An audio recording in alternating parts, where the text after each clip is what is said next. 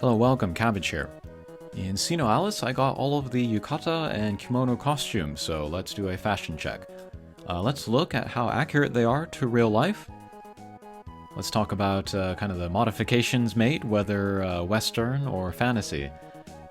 And then let's talk about like the different kind of points of Japanese culture that these costumes also point to. We'll look at the yukata for Red Riding Hood first. And what is the difference between a yukata and a kimono? All yukata are kimono. But like the fabric that they are made of, and then how you wear them, and then what time of year you wear them is different. A yukata is really exclusively for summer, because it's very hot, and they are made of lighter fabrics like cotton or linen, plant-based fabrics. And then the way you wear them is going to be more casual than the kimono, like with fewer accessories.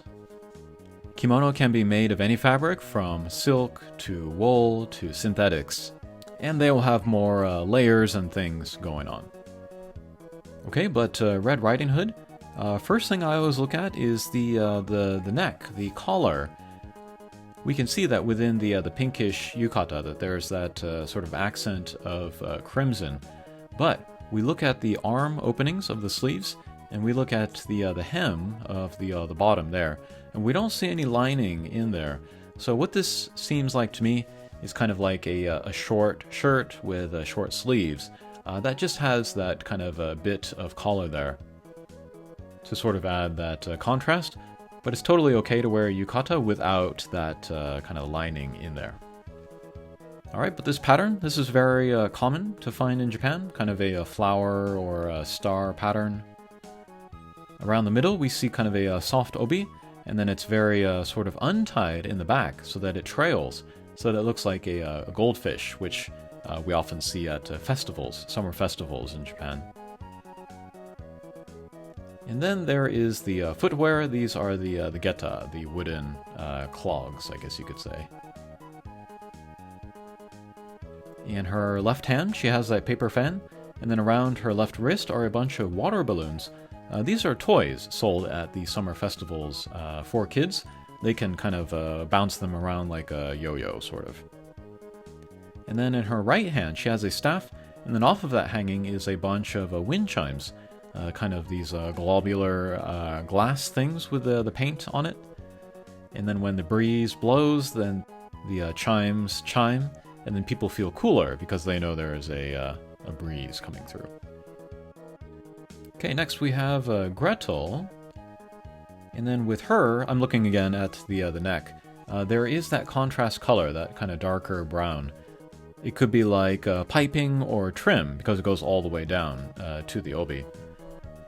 And then I'm looking at the inside of the armholes, and then also at the bottom, and it does look like there's a separate fabric there. So she might actually be wearing a nagajiban, a long robe under the yukata. But that's not necessary either for yukata, might be too hot anyway. Her pattern is much more unusual, and then also that sort of like that trim of that darker fabric around the opening of the arm, also a little bit unusual. And then in her hand she has a plastic bag full of water, and then some goldfish in there. That's from the summer festival. You can fish for those, and then take them home. And then the footwear is interesting because this is a little mannish with those two sort of legs coming down. But then Gretel is the one with the multiple personality disorder.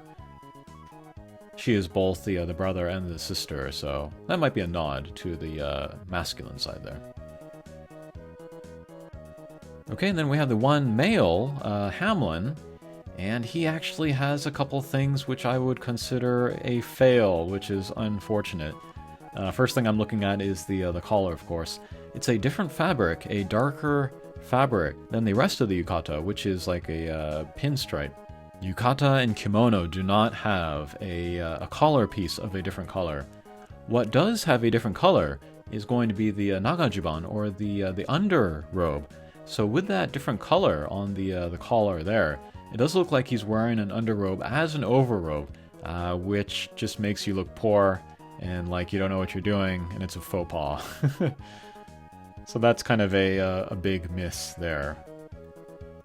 The sleeves also look a little bit short. It wants to hit the wrist bone on the male. And then on the bottom, you know, we have this kind of gold trim around the bottom, and then that thing going up the side. That would be like additional fabric sewn on top of the yukata, which is very strange. Yukata is very casual, while these things here would be very formal, I want to say. I don't know. I'm not feeling this yukata at all. Happy to see a male among all of these characters, but yeah, this could have been done better. Footwear. He's wearing a sock, which would be hotter in summer, but kind of dresses this up. This is a very modified take on a yukata, for sure.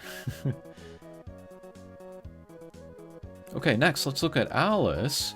When I first saw the fabric of the kimono, I thought it was a yukata at first, because this is a fairly typical pattern for a yukata. But this is actually part of the fall collection. And then we can see like other accessories, and then also these rabbits tell us that this is a kimono, or a yukata kind of worn more as a kimono. But again, looking at the neck, we got that kind of contrast color, that dark blue against the white. And then I see that sort of collar piece of the kimono is again a different fabric without the stripes or the flowers. So again, that's another miss.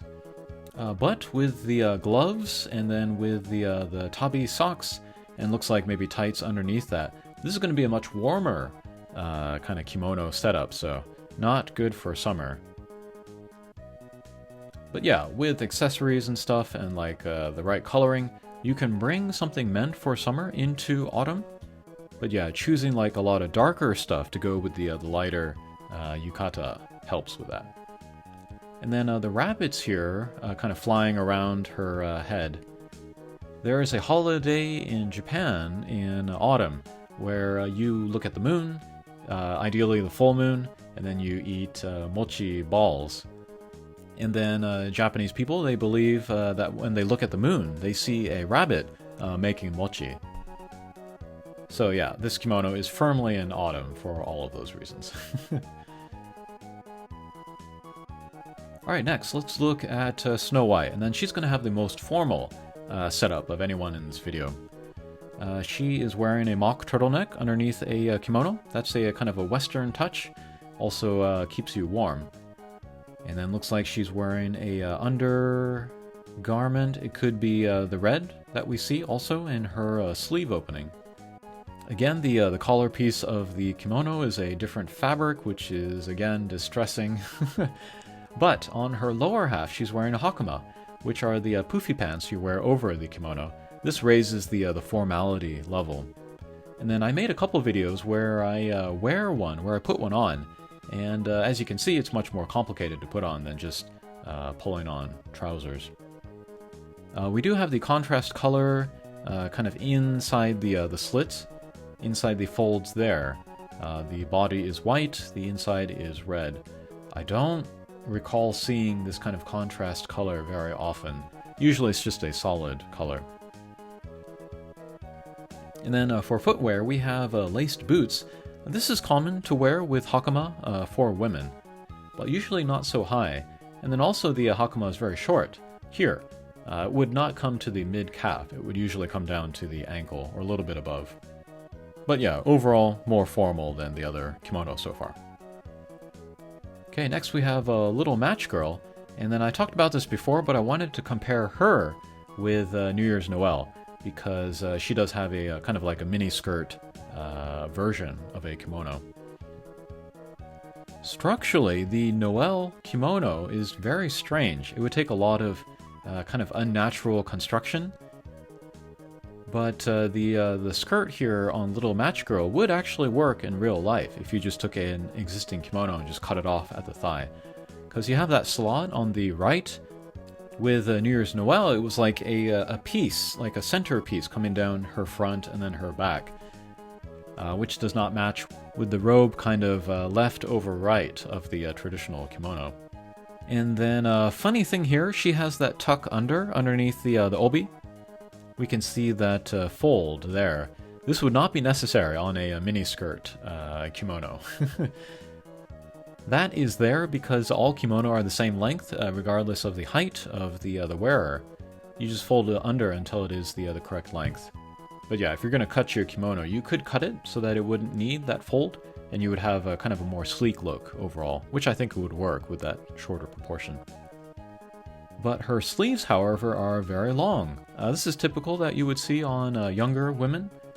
We saw it also on Snow White of the previous one. And then for accessories, we see the knee-high boots. We see a little bit of kind of a ruffle sort of poking out of the bottom of her kimono. She might be wearing like bloomers underneath, so that would protect her modesty. Like wearing shorts, you know, underneath the kimono. And then at the sleeve openings as well, we see kind of that same color, same fabric, same ruffles. This might be a one-piece worn underneath the kimono. And then I would expect that if you take off the muffler, you could see like a like that black, again, accent underneath the robe. And that might be ruffled as well, but we can't see it here, unfortunately. Okay, and then we began with Red Riding Hood. We can end with Red Riding Hood, this time the kimono version. And then with her, she is wearing a haori coat.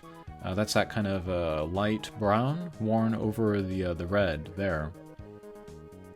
But her too, she has some Western touches. The mock turtleneck, and then the ruffles on the haori coat. If we look at the bottom, we can see that it's like an additional piece of fabric sewn on there, which is also appearing at her sleeves. Looking at it at first, I was wondering if it was part of the kimono or part of the under kimono, but it does look like part of the coat. But yeah, kind of darker colors, more subdued colors, including the black tabi socks rather than the usual white. But there's a little bit of brightness and a little bit of kind of youthfulness in the pink bow tied around her middle and then in her hair accessory. Alright, that'll do it for my look at the yukata and kimono of SINoALICE.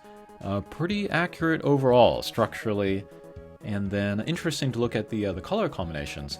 The Japanese, traditional Japanese with their color combinations, think about it differently than Western fashion, so that's always cool to look at. Okay, that'll do it for this video. Thanks for watching, and we'll see you again. Take care.